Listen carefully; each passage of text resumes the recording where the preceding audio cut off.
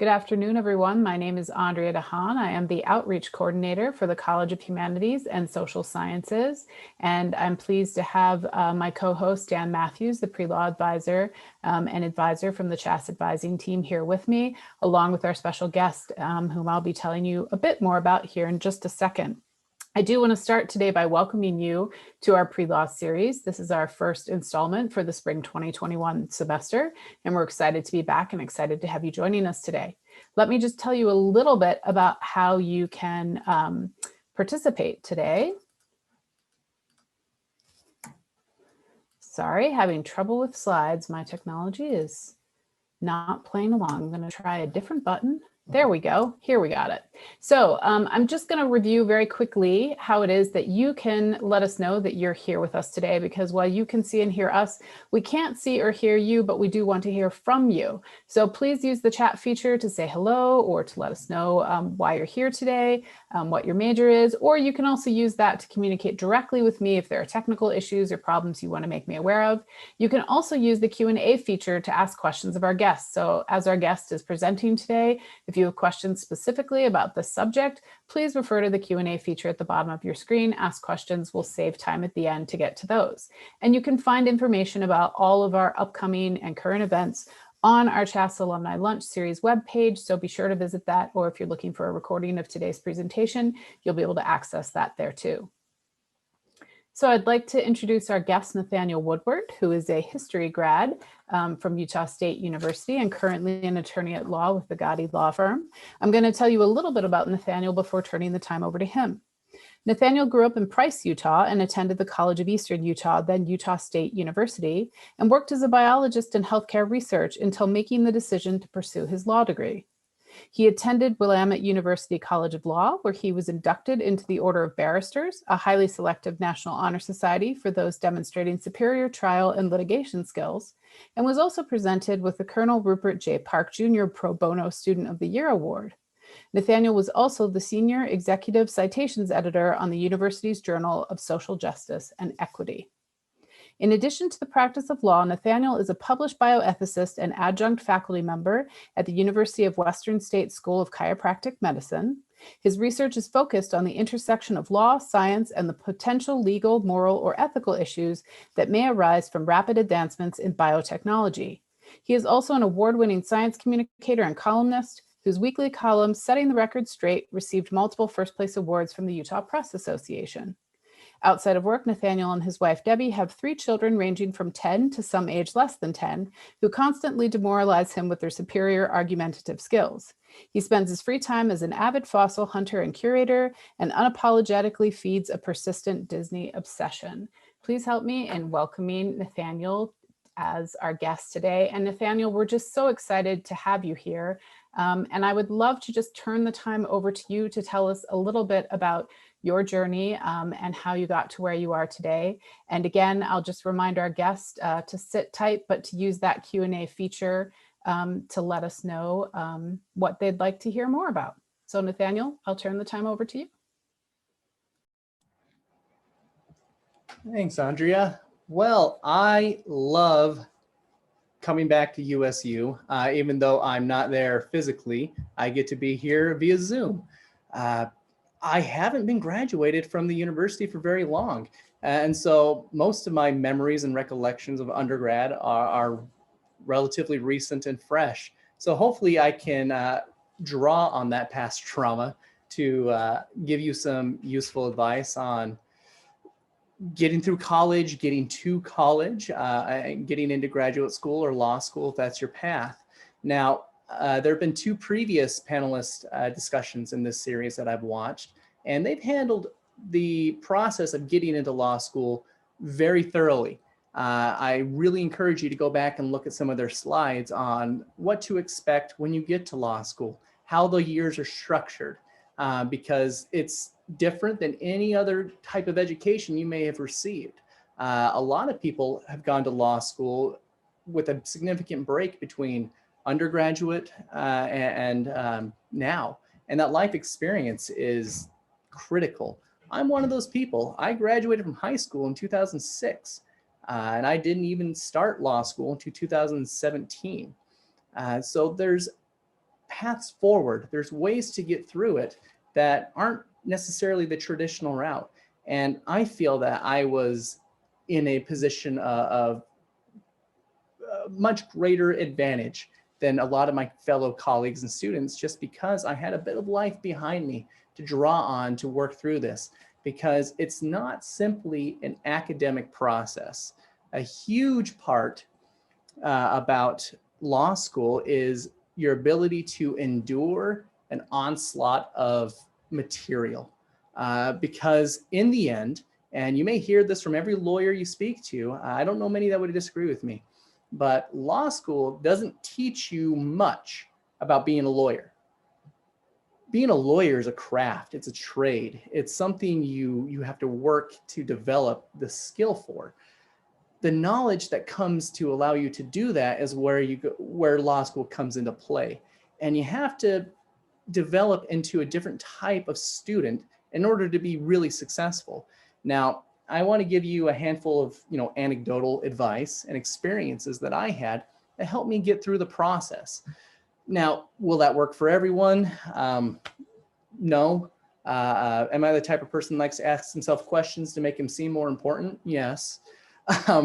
But overall, and the message I hope comes across today is that no matter what your path has been, that you can make it through college and you can make it through law school.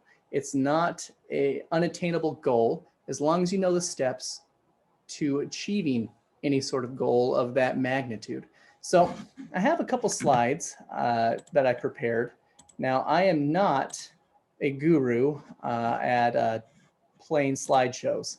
And so I'm going to do my absolute best to figure out how to do this. Let's see. I'll go to share screen.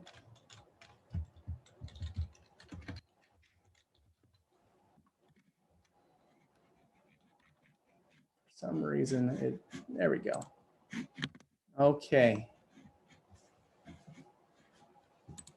So, can everyone see this? And so Nathaniel, we don't have your screen yet. You should have I've double checked your permissions. You should have, I believe we're starting now. Yep, now we've got it. Perfect. So I'm not well equipped to use slideshows. They're not things that are available as much in the courtroom that I find are effective. What I find is effective in communicating my ideas is speaking, using my words. I'm a very vocal and animated talker. You can blame that on my ADHD, sure. I'm sure that's what it is.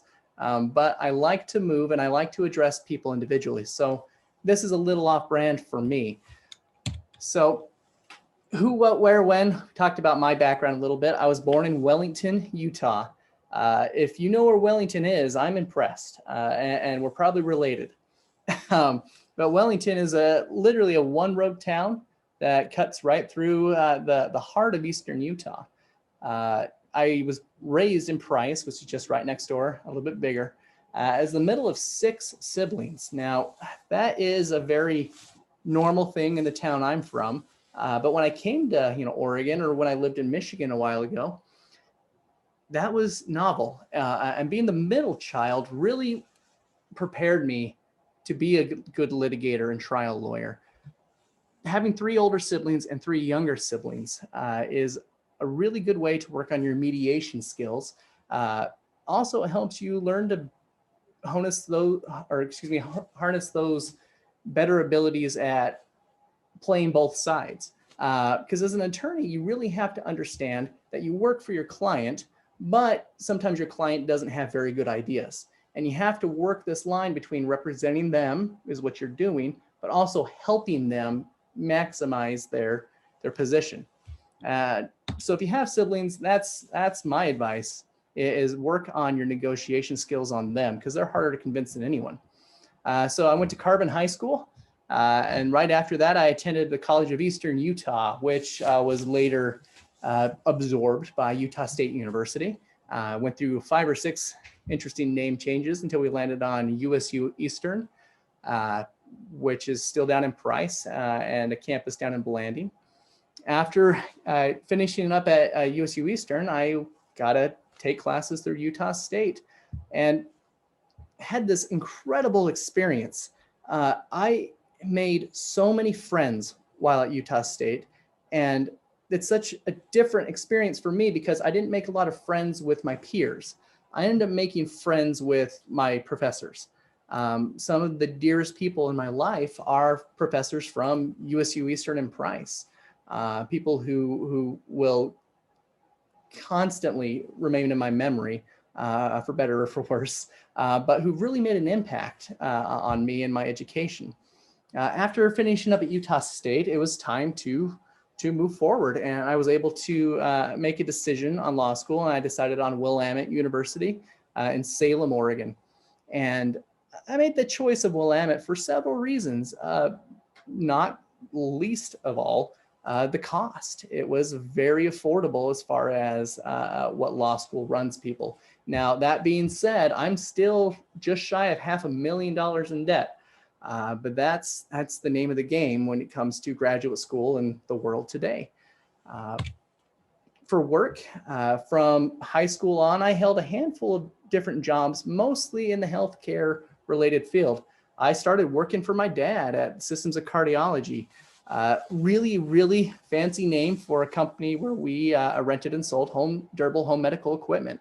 So my first job was sweeping the floors at my dad's shop and working on the oxygen concentrators and handling the different oxygen bottles we used to carry. And that was a really fun job to have, to kind of see the ins and outs of what insurance was, because a lot of us don't understand how insurance works. And that has become a huge part of my day-to-day work as a personal injury attorney. Very rarely do I file a suit or send a demand letter against a defendant who isn't insured, because the type of justice my client is traditionally going for is financial. And if there isn't any finances there, there's not a lot of reason to pursue the claim. And so insurance law is critical to understand to really be a functioning adult. But really, if you want to go into any type of civil litigation, you need to know the ins and outs of this process. And so I got to watch my dad deal with things, and terms like ERISA and FEBA started coming up. And I have memories of hearing those things and different reimbursement rates between Medicare and Medicaid and private insurances. And none of that made sense then. Then I went on and worked at Rocky Mountain Sleep Diagnostics, running sleep labs for several years. And I finally got an insight into how the hospital structure works. Now, we worked with rural hospitals. I had private sleep labs that had no hospital affiliation, and a couple that were directly in these hospitals. And I got to see the disconnect between hospital ownership and administration and healthcare workers, and somewhere in the middle, the patients they were treating. And the first time in my life, I had the distinct impression I want to maybe investigate law school was in my early 20s at the local hospital where I was living. I was in the OR area, the reception area, discussing some hospital administrative details with the director of nursing at the time. And I was trying to get her to do a pre-screening on all incoming operative patients for sleep apnea. There's a very simple questionnaire called the Stop Bang that had recently been developed that is incredibly accurate in predicting the likelihood of having something like obstructive sleep apnea. In fact, it's such a good indicator, and sleep apnea is such a major health concern that nearly all hospitals at that point and now screen for it before you go into any type of surgery. And the pushback, not just the kind of pushback I'd received, the violent pushback from the director of nursing, where she told me that it's just one more thing. It's just one more thing. And the phrase in my head kept going and going for weeks after that. Yeah, it is just one more thing to ensure your patients are healthy. Shouldn't we want to do just one more thing to do the best we can for them? And that wasn't a criticism towards the nurses at all, because that's where her sympathy was going towards, because the nurses were overworked and stretched too far. it was an administrative issue. And I thought to myself, well, what could a lawyer actually do for this? If there was some lawsuit involved, how would this go about? And I had no idea. My experience with lawyers up until and through part of law school was almost zero. Very fortunate life, I suppose. But working at the sleep labs really gave me that insight on how these hospitals, where this disconnect is between the money and the people. And in between there, I had a couple of little part-time jobs. I was on the radio for a little while. I wrote for newspapers for longer than a little while, and ended up winning some fun little awards along the way. I think I got ran out of my hometown with pitchforks writing the science column, but it was a wonderful experience to be able to find my own voice, to go to my computer every week, see some science issue that maybe the public is misunderstanding, which I'm sure you could list one or two in your head right now. And coming from a town in a county called Carbon County, literally coal county, and when I write an article on climate change, the pushback I would receive. And so I started taking a lot of time and putting in a lot of care about every sentence I wrote. And that, without me knowing, was really my first skill that I needed to develop to be successful in law school. It was paying attention and understanding that words have meaning, words have consequences, and words have value.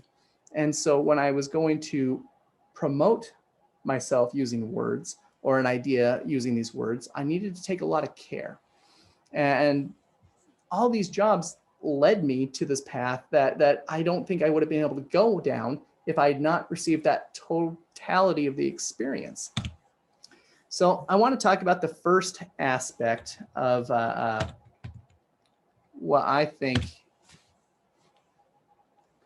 makes a successful student, other than work. It was my predilection to play. I enjoy hobbies. Now, when I get into something, I obsess. My wife rolls her eyes frequently when I really start bringing something home because she knows that we're about to go down a rabbit hole. A lot of my hobbies I've dove head in, come back out the other side pretty quickly, but a few have stuck around. And so while in college, being able to find these hobbies to round me out was one of the most important parts of it, because the term self-care is getting thrown around a lot now. Wasn't so much when I was an undergrad. And the idea that I can take time to develop my own interests wasn't something that I really understood. Fortunately, I had children who had interests and were extremely cute, and I could dress up like toys and play with. And that's an aspect of college that I really want to get across as well, is that you need to not just have a rounded experience of work behind you, but you need to understand you can't just be this single faceted person. There has to be dimensions and depth to you as well. So ask yourself, when it's time to decide whether you want to go to law school or really anything after or next, what do you want to do? What is this mythical job in the future that you can see yourself inhabiting? And I call it mythical because usually that job doesn't truly exist in the exact way you're thinking. That idealized job isn't quite there. But that doesn't mean you can't get to the point where you're going to be extremely happy with what you're doing. So next, ask yourself, where do you want to be?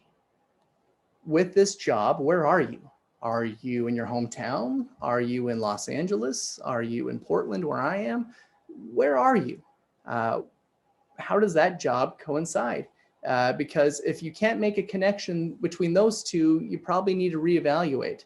You know, if you want to be a professional surfer and you end up in Montana, you have an issue. And so you have to make sure those two areas come together. And then the last one is much more vain sounding, but you need to address this. What do you want to have? Now, that's not just in possessions and materials, but that has an open-ended infinity of what that could be. What do you want to have in your life that makes you happy? What do you want to have in your life that challenges you? What do you want to have at your disposal to do for fun? So that includes income and you know, the wealth that may come with your job. But overall, if you know what you want to do, you have this idea of that job, you know where you'd like to do that job, and then you know kind of the totality of everything you want to have in your life, then you can make the evaluation there. Do all these things add up? Can I have the life I want in this job? Now, if you can, then let's start with the job. How do you get there? What is the process? And so call it a dream, call it a plan, call it a goal. You got to figure out how to achieve these goals. So these are my suggestions. This is just kind of how I put it down in my notebooks when I write down a battle plan. I say I need to commit to the goal. I'm going to make a plan to achieve that goal. I'm going to make a commitment, a promise to myself now to endure whatever is thrown at me or I throw at myself during this process. And then in the end, I allow myself to become that thing. Because I promise you, that day will never, ever come where you think you're going to walk across the stage and they're going to hand you that piece of paper and this mantle is going to descend upon you and you're going to feel like the lawyer. And I promise you, and I may be a disappointment, but that's not going to happen. You're not going to go through this enormous physical change. We're humans. This isn't Pokemon evolution. You're not going to evolve from a Magikarp to a Gyarados and have this awesome, cool, set of scales and fangs. What's going to happen is that you are going to be given the opportunity to grow into that profession. Because when you graduate law school, you're not a lawyer yet. When you graduate medical school, you're not a physician yet. When you graduate any sort of type of upper education, you're not going to be that until you go through all the steps. And you have to endure school. And then after that, for me, you have to endure bar preparation, which is something unto itself, a beast that I can't even accurately describe how challenging it is. And it's the greatest test of endurance I've gone through for my brain. But even after that, you have to take the bar. This 2-day test that tests nothing that's going to be applicable to the practice of law. And then you have to wait 3 months to find out if you passed the dang thing. And even then, after that, you have to be able to afford to pay your bar dues and your licensure, your malpractice insurance, and you have to have a job. That's very, very difficult process. And that's why it's going to be really important to commit to this goal, to have that plan, to be able to endure whatever comes your way, and then allow yourself to become that thing. Because on top of not feeling that mantle come down, there's going to be a lot of other junk that's going to get thrown at you. And we'll talk about that. I think I have the most advice when it comes to that. So what do we mean by commit? It means that you need to prioritize. You need to look at this goal and look at everything between now and all the life that's going to happen between now and then. If you've just graduated from college and you're going to law school, you've got 3 years to look at. 1L year, 2L year, 3L year, then graduation. So how are you going to prioritize things? Do I take an annual trip to Disneyland with my family? Yeah. Is that going to happen? Probably not, because finances, time, any other resources, you have to prioritize. Is Mickey worth it? Yes, Mickey's worth it, but can it actually happen? That's up to you. The decision's different. I went to law school with classmates who didn't worry about finances because they didn't have to. I went to law school with classmates who didn't worry about finances and should have worried about finances. And I was one of those who went to law school with significant outstanding obligations, medical debt. I have 3 children and a wife. In fact, we had more medical debt from a kidney stone than I did for my children. Imagine that. It costs more to have a 2-centimeter kidney stone than it does to have a 7-pound baby. I won't ask my wife which would be worse, but I'm sure she wins. But when you make these prioritizations, the next step is going to be the hard one. You got to make hard choices. What are you willing to give up? Now, I gave up very little to go to law school in terms of material possessions. Yes, my house, the lifestyle, sure. But other than that, this was for me. Law school was really for me. The hard choices in that was asking my wife to give up her community of friends, to give up her life, to go into this self-imposed extreme poverty where we made negative $450 a day. Even harder than that, I practiced this so I wouldn't get emotional. So I'm going to get mad if I do. Your children. I went to law school and my oldest daughter was going into kindergarten. So she'd done preschool. My daughter is and remains the cutest child that's ever lived. My sons are cute too, but you know, but my daughter Bridget was starting life anew again. I was taking her away from you know, grandparents that lived, you know, a block away.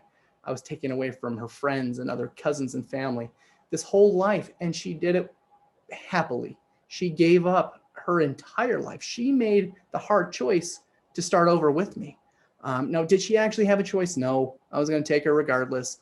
You know, read the documents when you have kids, you own them. So she came with us, but she made the sacrifice. And that was a hard decision. My youngest Phil, you know, he was 1, so he didn't really give up a whole lot.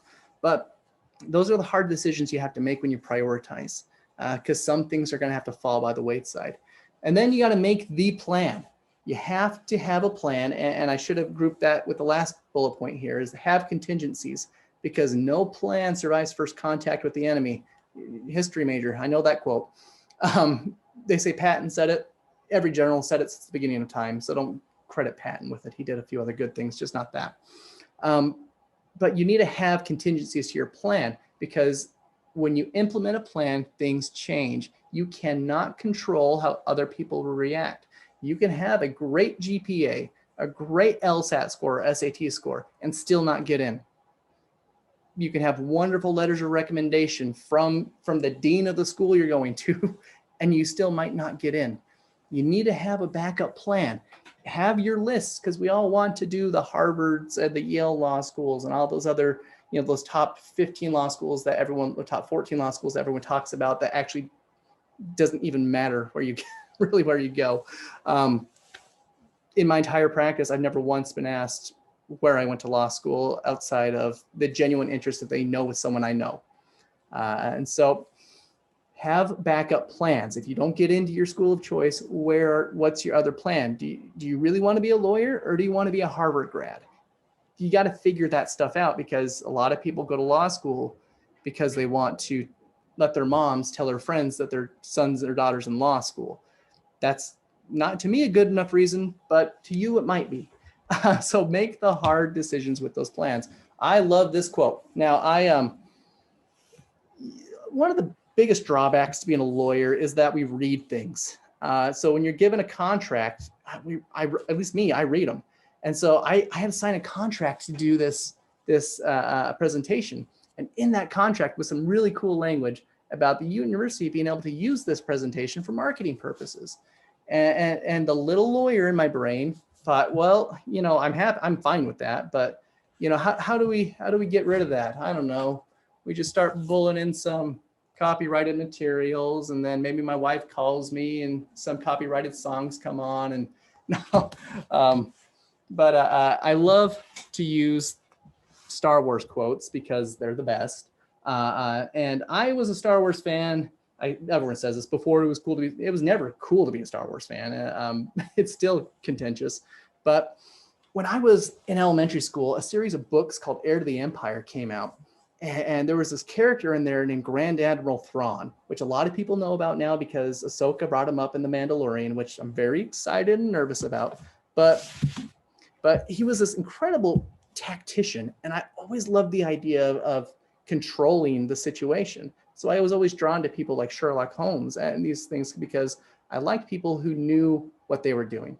And then in college, a new series of books came out about Thrawn, and blew my mind. Actually, there's a new trilogy that's being released as we speak. So this is the quote I rely on a lot. No battle plan can anticipate all the contingencies. There are always unexpected factors, including those stemming from the opponent's initiative. I typoed there. A battle thus becomes a balance between plan and improvisation, between intellect and reflex, between error and correction. And those balancing factors are really how I handle every decision in my life. When I get a client that comes and sits across from me and through tears, theirs and mine, explains to me the worst moment of their life. No one talks to me at my job unless something terrible has happened to them, often the worst thing that's ever happened. And I have to develop this strategy to get the type of justice they're seeking. And so more often than not, it's money from the insurance policy. And so I have to make a plan, and I need to balance that plan. I need to have the plan, but be able to improv when it happens. I need to be able to weigh my intellect with my ability to reflexively handle situations without thinking about it too much. And between error and correction, that's hard to say. Error is not a word I'm happy to use in law, because if I mess up, that's malpractice. So I don't like to put myself in positions where I might mess up. But I do make mistakes, absolutely. Leave a argument out, miss any sort of number of issues that might come up in a case. But the ability to spot your own errors and make corrections has been absolutely critical, not just in preserving or saving myself from any potential malpractice claim, but in getting to that end objective is getting that justice for my client. So with your plan, 3 things you got to remember. The subjective side, what do you want to achieve? Subjectively, what's important to you? Second, what's the objective part of this? What must I do to make this happen? What are the graduation requirements to get my bachelor's? What are the graduation requirements for law school? What courses must I take? What courses should I take? You need to understand the totality of the objective bare minimum standard. How many credits to graduate? How do I get there? And then with your plan, the preparation to accomplish those things. What do I have now? What do I need? How do I get it? That doesn't just mean physical resources. I'm talking about what do you have now and here and in here? Do you have the ability to comprehend the material? Do you have the ability to withstand what's going to come with it? Now, your first year of law school, you're going to take classes like criminal law. It's constant. Every day it is a narration of the most horrible things humans have ever done to each other in modern US society, and how justice was not achieved in it and what needs to be done differently. That's difficult. There are weeks where that is hard. And when you become an attorney, if you don't have it in here, you have to find a way to get it. And so making these plans beforehand is going to save you a lot of heartache when you experience it. On top of all that, not having enough in here. And what I mean by that, when I was in the 7th grade, I was finally diagnosed with ADHD. I constantly have issues with it. Mine presents in very fun ways for me. And being able to cope with that was difficult. In fact, the stigma surrounding it so much prevented me from seeking actual treatment well into my college career. And if I hadn't, I'm pretty confident I wouldn't have had the mental faculties or resources to draw on to be able to have endured that process, or at least been successful at it. So you need to figure out what forces you can marshal at this point. And if you don't have them, figure out how to get them, because before the battle starts, you need to make sure everything is in place. And then it's a matter of waiting out the clock. You can endure through the process. You have your resources there, the plan's in place, you know how to adapt. It's time to move on. So with endurance, know your limits. Know the limits of your assets. My assets, my biggest ones were my family. I needed to know how far I could push my wife before she broke herself. I watched a lot of episodes of Snapped to make sure I didn't push her too far to end up on a daytime movie where she killed me. But I wanted to make sure that I could draw on her resource, because our marriage is a partnership. I'm there for her and she's there for me. When I come home struggling, she knows how to support me. Likewise, when I came home from a hard day and she had had a hard day at home, I needed to know how far I could draw on her strength and that how much of my strength she could draw on. You need to understand the limits of your assets. And on top of the emotional, more ethereal ones, look at the limits of your financial assets, where you can draw upon. Going to law school on loans alone is risky. I'm telling you, it's very risky. You've been there. What happens if your car breaks down? Can you get to school? Is it where you choose to go? Is there availability for mass transit? Can you afford mass transit if your car breaks down? There's a lot to think about when it comes to that stuff. So understand how your resources work. Locate resources, find new ones. People who belong to specific religions tend to have good communities they can reach out to. Different fraternal organizations. My grandfathers were Masons. In fact, my father's grandfather was a master Mason, 32nd degree, whose ring I keep on my shelf back here. There are assets out there. There's parts of the university. There are different organizations for different types of students from different diverse backgrounds. Find your resources because they're there. Know where they are and when to contact them. More than anything, when it comes to endurance, know when to engage this enemy and know when to retreat. Know when to put in the time to cram and study, but know when to back off. Know the limits of yourself, because if you have to back off and you have to take one of these mental health days, it's time, and it's not worth expending the resources not doing it. The last one's becoming. In the end, you're going to achieve this thing that you thought was so above you. I distinctly remember within the first year or two of my marriage, sitting in our apartment. I hadn't gone back to college yet. I was sitting on this couch and playing with my dog. I'd work graveyards. I worked graveyards from the day I was married until the week before we moved to Oregon for law school. I worked on graveyards every day through undergrad, went to school during the day. It was a big deal to get to law school and get some rest. But in the end, if you get through all this, there comes a time where you become this thing. There was a day where I woke up and the world told me, you're a lawyer. You have a bar number. You have a license to engage in the process of changing the law, which is truly the only physical sacred thing we actually possess. It's the only demonstratable, it's hard to say this correctly, it's the only physical proof of religion we have is our law. It's what we have. We have this physical set of rules you have to abide with, a set of consequences if you do not. And having a law license allows you to go in and play with that, which is terrifying and thrilling and mostly terrifying. And so one day you wake up and you are this thing. And the first thing that happened to me was this sense of dread. And it was the same sense of dread I had when my daughter was born, which is strange to hear. It's strange to say. When my daughter Bridget was born, I remember the first time holding her, and I have siblings and I have several family members. I've seen a lot of babies. I've been around a lot of babies, and everyone says the first time I held my child, I had this warmth, this feeling of warmth and love, and it was beautiful. And I remember holding her for the first time and feeling this dread that I was not up to this. This was too important of a task. The consequences were too much. I am not the person for this young woman to look to. And unfortunately, I overcame that imposter syndrome I had about being a father. And hopefully I've done an okay job since.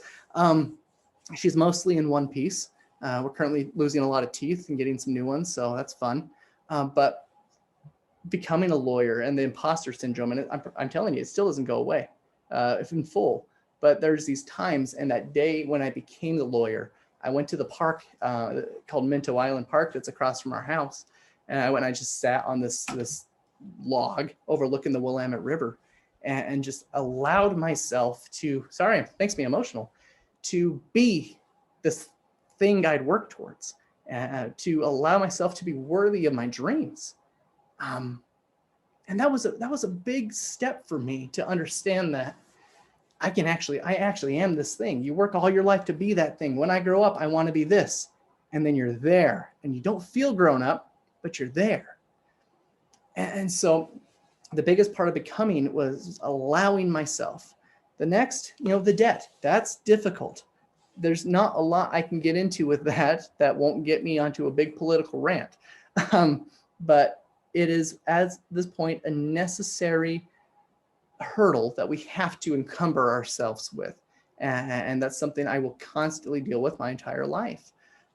Trauma. Life happens, and it happens whether you're ready for it or not. Right after the last week of my junior year of college for this history degree, my son Jonathan passed away. And sorry, I practiced this.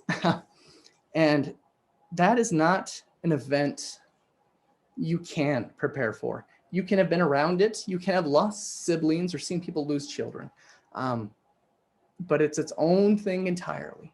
And the traumas that come along with life aren't going to spare you. They're going to come at you.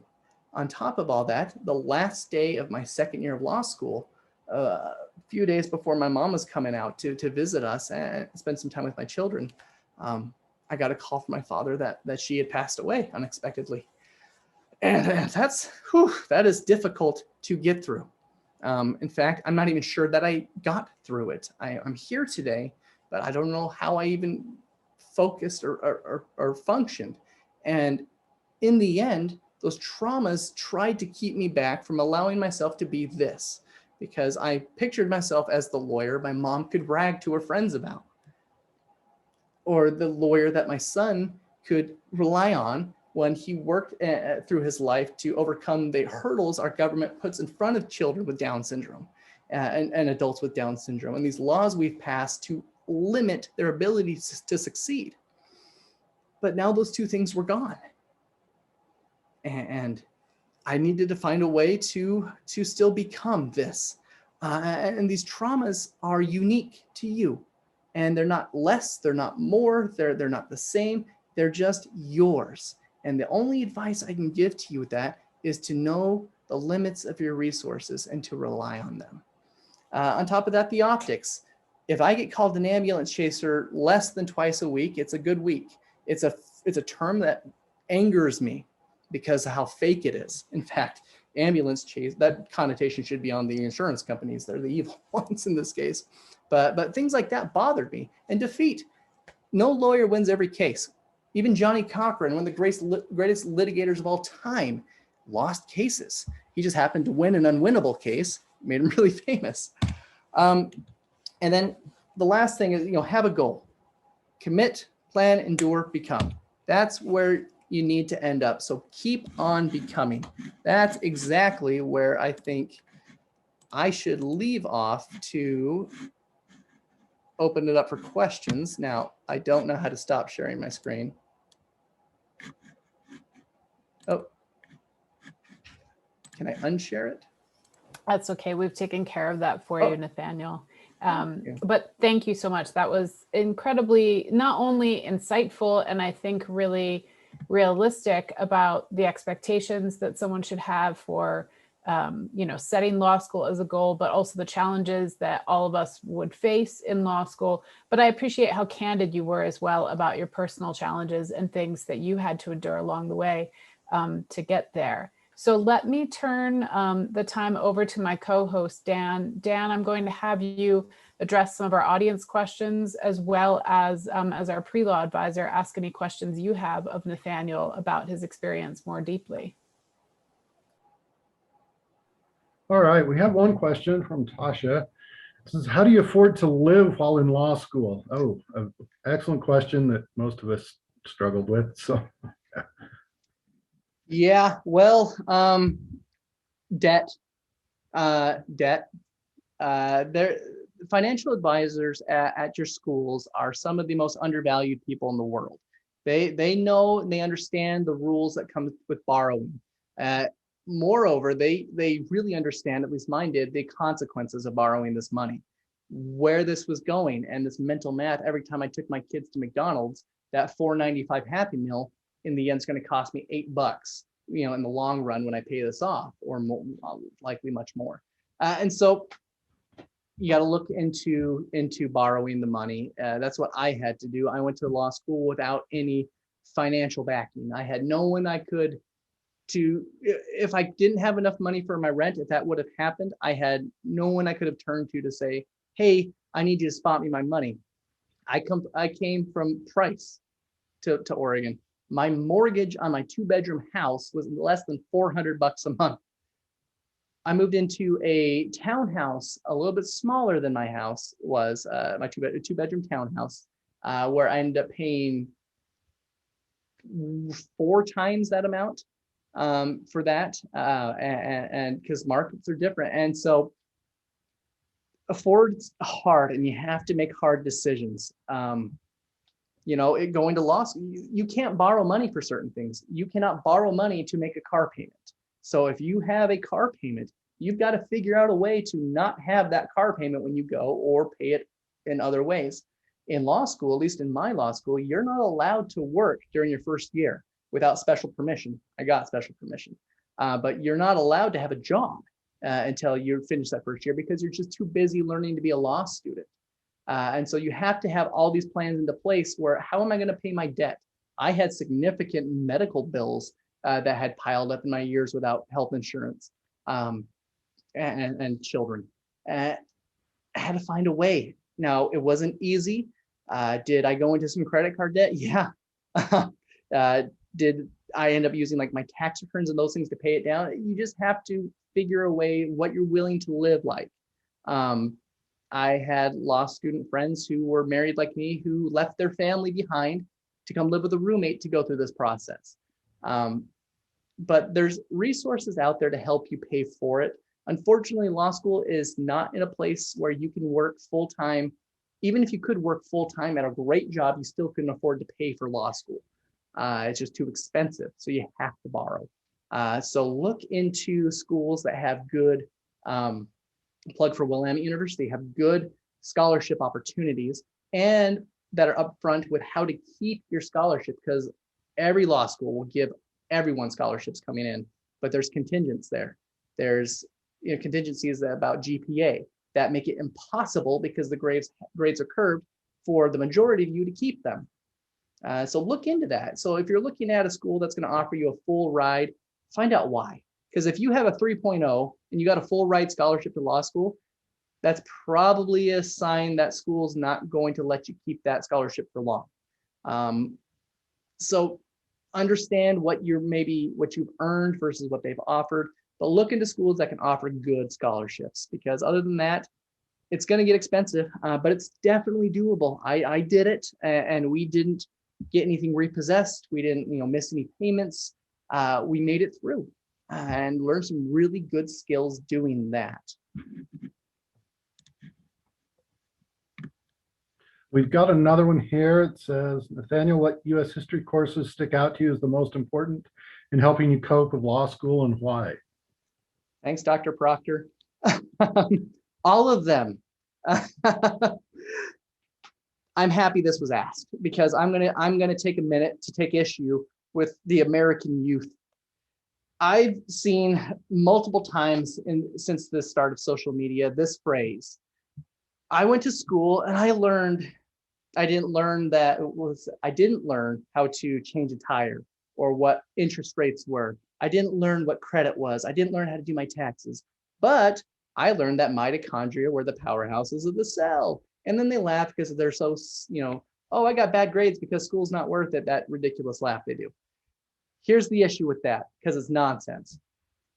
The purpose of your class selection should not be to learn that subject. It should be to get to the goal you're working towards. Now, with all that, why history classes were critical to my ability to not just get into law school and do well in law school, but to be a good lawyer, is because of the perspective it gives you. Now, I didn't learn that mitochondria were the powerhouses of the cell in high school just so I could recite that back to you, because I promise, anytime someone says that phrase to you, ask them, okay, but what are mitochondria? What does that mean? What do they do? Where do they come from? How do they produce energy? What's ATP? How does ATP form? What's it made of? How does it give you energy? What are chemical bonds?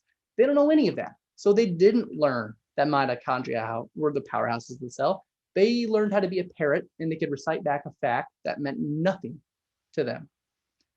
I learned why mitochondria were the powerhouse of the cell. The same way that I learned not so much what the Battle of Hastings was, or what the Rape of Nanjing was, or, I didn't memorize Hamlet's soliloquies. I learned why. I got the context. I used that context to answer questions elsewhere. And I found it my second year of undergrad, that in between chemistry, organic chemistry, and physics, if I took Shakespeare, I did better in physics, and I retained more from chemistry. And it wasn't that I was reading Othello and Iago was motivating me to understand the Krebs cycle. No, what was happening was I was rounding out my brain. I was giving it a challenge outside of what I wanted it to do. And I was letting professors who now I know a lot of you know a lot of professors. I don't know if you know this about them, but they really like the subjects they teach. They spent a long time studying this very narrow area, and they're very good at the knowledge in that area. And so if I looked to them and found why that was so interesting to them, I got this new rounded perspective. And not that I needed Othello in chemistry. I didn't need to recite anything back from that. What helped me is that I took a passage of Shakespeare, and this professor taught me, his name is Larry Severide. He taught me how to break it down and to understand what the heck Shakespeare was talking about. Because if you've read Shakespeare, that goes through my mind a lot, is what did I just read? and being able to break these things down. And a great assignment he gave us when we broke down lyrics to a Radiohead song and lyrics to a Warren Zevon song, and understanding how to interpret things. And then I got to physics and I got to chemistry, and I looked at these issues and I learned how to break things down and ask questions in my mind. Okay, well, how do I problem solve something I don't understand? Hey, this is how I did it with the lyrics from Radiohead. And so if I can do it with plastic trees, I can do it with this. And this remarkable ability came about that I was not qualified for. I did not earn the GPA I had, I don't think, because I didn't parrot back the material as a good student should.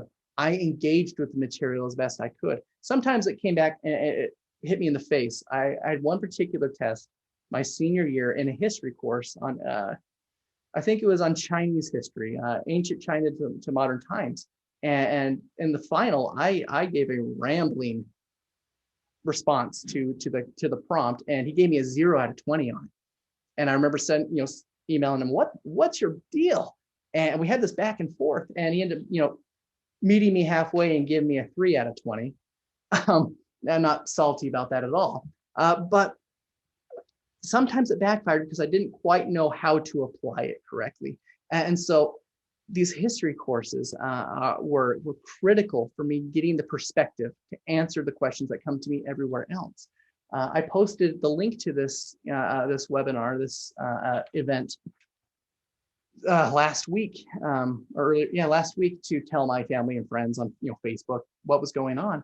And a colleague of mine from law school, jokingly commented, "Well, with a history degree, that's kind of all you can do is go to law school." And I deleted the comment because I delete comments that I think are nonsense all the time, because I'm not going to fight with you on my Facebook wall.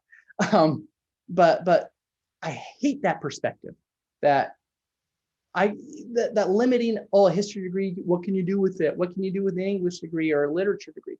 Anything, everything. What can't you do with a history degree? Because I didn't learn a trade, and that's fine, because you're never going to go into any job out there outside of an actual trade needing to know exactly what happens there. And if an employer doesn't have the insight to hire someone with a history degree because it's not in business or it's not in any number of areas that aren't as specialized, then that's on them. And that's someone I don't want to work for, because I want to work for someone that can think outside the box, that can see value in someone who understands how to problem solve. And if you can problem solve, you can do absolutely anything. And that's what your education should be, not reciting back that mitochondria are the powerhouses of the cell, but that when your taxes come up and you weren't taught how to do taxes, because I didn't learn how to wipe my rear end from school either, but I figured it out.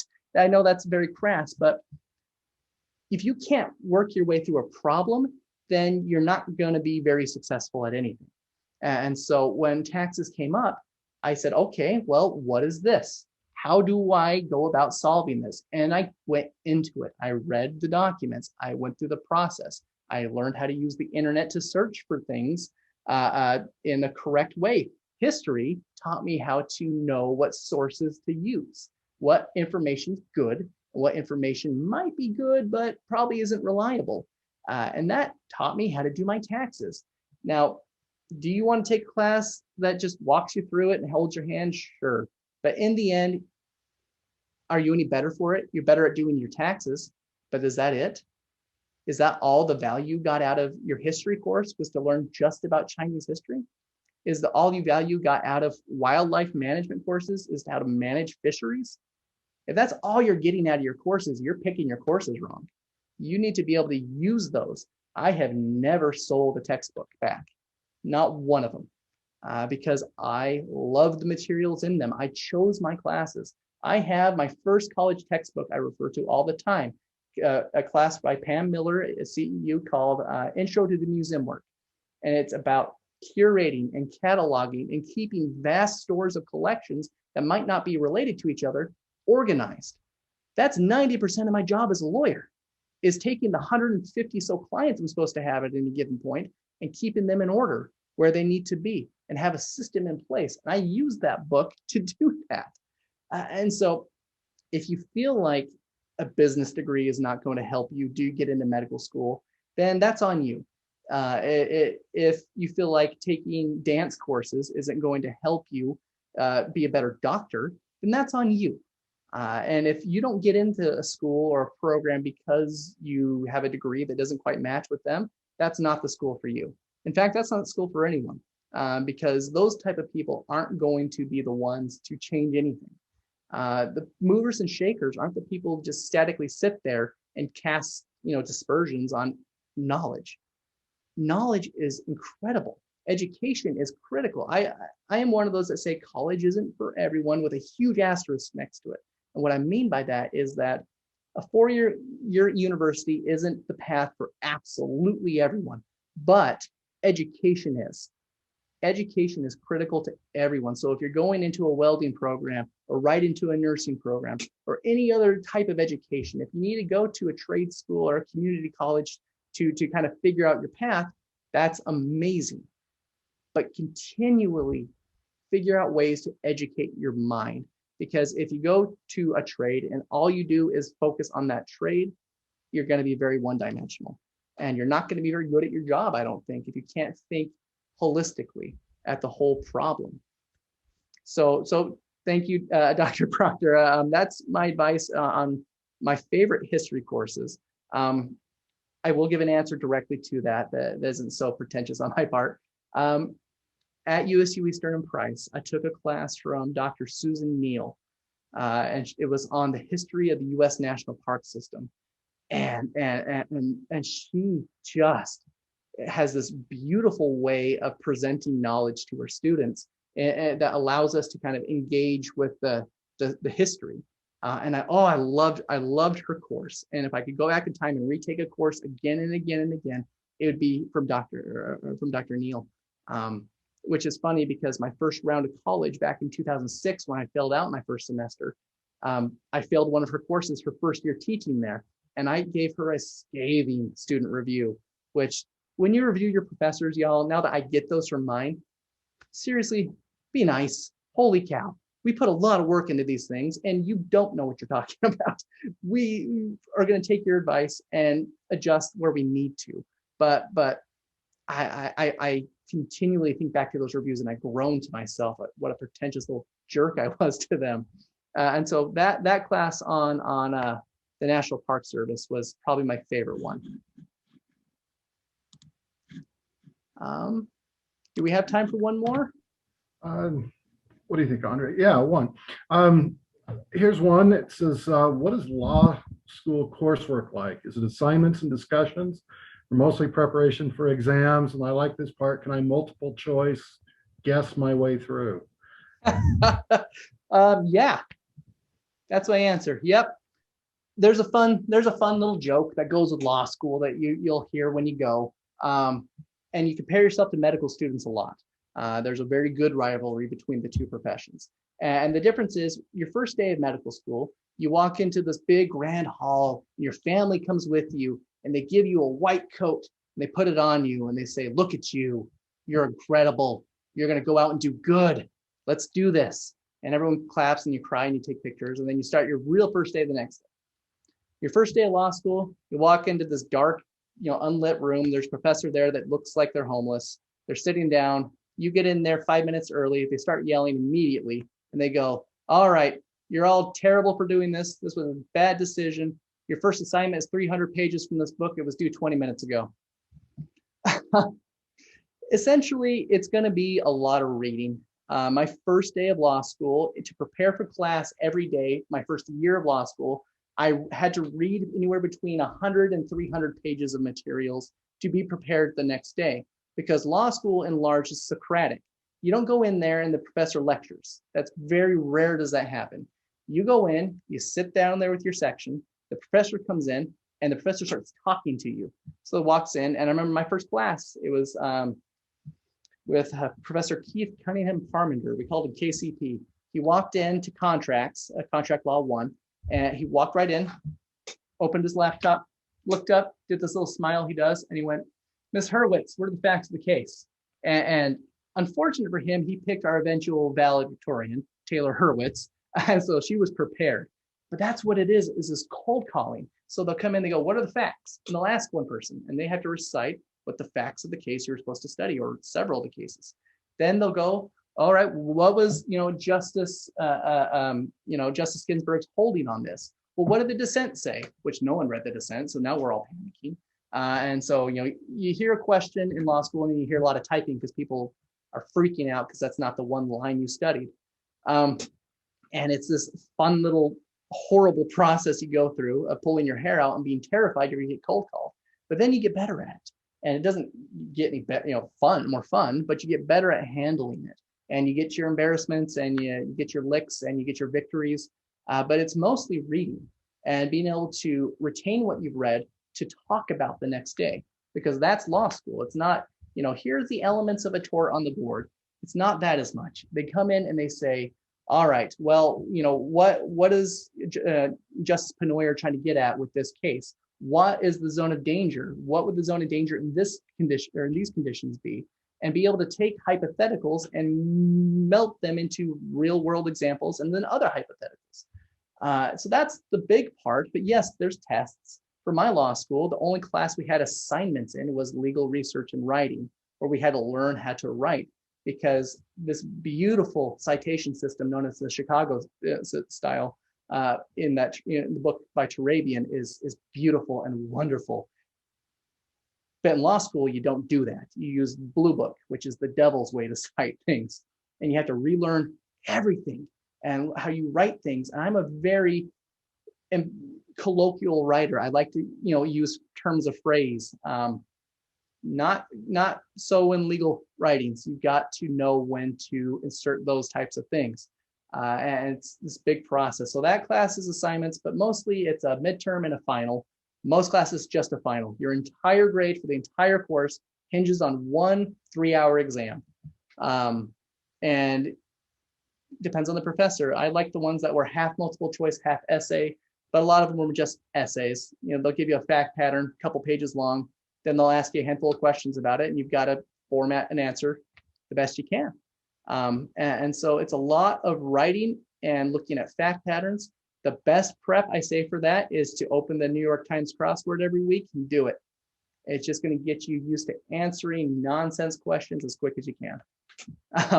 But that's essentially the workload. And then a few papers, few 30 to 50 page long papers, and you're done. But mostly writing, not a lot of winging it. If you're winging it, you're failing. It's really a good process to weed out those. But it's a wonderful experience. And so we're out of time. Thanks for sitting through those who did. But I want to tell you, law school is a wonderful, wonderful thing. And it teaches you so much about yourself and the world, and it gives you the ability to go out and really do good. I recently got some reviews on avo.com from some clients I'd helped for free. A woman a couple of them lost their homes to these wildfires, and the insurance companies were pulling them every which way. And I stepped in for free and really worked with them and felt with them and involved myself in their story, because I now accepted the fact I was part of their narrative, and worked towards this resolution. And then after, it's finished, to get these little reviews saying, calling me a good man. I don't know if anyone's called me a good man before, and seeing that in ink is special. And in the end, this law school will lead you to these people that need you, whether it's injury or family law or immigration or business. There's people out there that need lawyers to work with them, to represent them, to advocate for them. And as you work through law school, you'll get these opportunities, and will make the hard days worth it. It really will. I can't express my desire for my children to go to law school enough, because of how much I grew from that. And give a plug to my undergrad. Utah State was the best place to learn the fundamentals to be successful at that, and taking as many classes as I could, and getting to know my professors, and just saying yes to the opportunities the university gave me. And in the end, pull along as many people I can with me who aren't from the same amount of privilege as I was. And I love being a lawyer. I love this job, and I know you could love it too. So take the advice I have or don't. I use it as a good example or a bad example, but in the end, you can do this. I did it. You can do it too. Thanks, everyone. Well, thank you so much, Nathaniel. And I know we didn't have time to get to all of the questions, but I do know that Nathaniel is an engaged alum who is on LinkedIn. So I would encourage anyone to reach out and connect if they've got additional questions. And Dan and I are happy to help facilitate that connection as well. But thank you so much, Nathaniel, for telling us about your experience and really giving us a human face for what law school looks like. It is a machine that creates lawyers, but it is, a necessary step if that's something you're passionate about and something you want to do. And we know that's why a lot of people were here today. I do want to just conclude by reminding the audience that we will have our next event in March that will feature commercial real estate attorney Tyler Buswell. So we'd encourage you to join us back here at 4 p.m. on March 10th. And again, if you have any questions, you're welcome to, or if you want to connect with Nathaniel, you can always reach out to me or Dan. And Dan, of course, is our pre-law advisor, is a great place to start if you're thinking about law school and you want to ask about possible prereqs or directions or insight as to how you might get that process started. So I'd like to thank everyone for joining us today, and we hope you'll join us next time in March. And thank you again, Nathaniel, for giving us your time today. And I wish everyone a wonderful afternoon, and thank everyone for joining us today. Have a good one.